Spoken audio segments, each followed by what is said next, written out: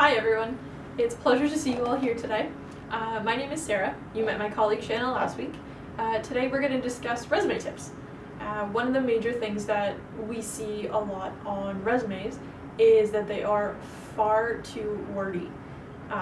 You see a resume and it's just a straight wall of text. No one wants to read that. It gets boring and people miss the important points that you're trying to get across. The best way to illustrate what you're trying to say in your resume is to keep it to about 6 points. Now that's going to change depending on the job you're applying for, how many years you've been in the field, and the relevancy of the position. 6 points is usually the average to use just because it gives you a really good idea of what you did in that position.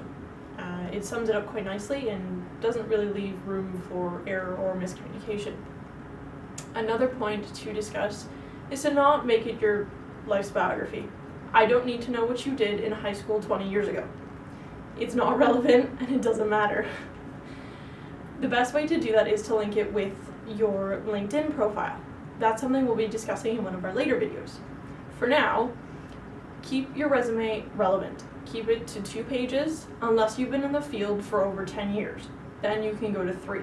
2 pages is usually the max you should be doing your resume just because it gets across all the relevant positions that you've been in and it doesn't make it difficult for people to read or for people to follow what happened. In terms of relevant positions, as I mentioned before, keep it to 6 points, keep it clear and keep it concise.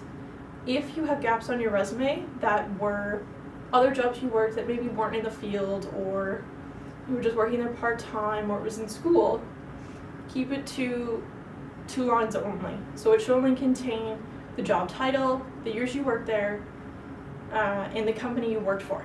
That way people know you were actually working at that time, it just wasn't really a relevant position to the one that you were applying for.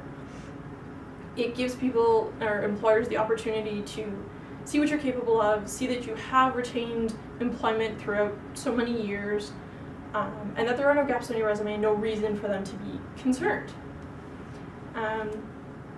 That's really all we wanted to discuss today. Please, if you have any other questions or comments, feel free to leave them below and we'll write back to you.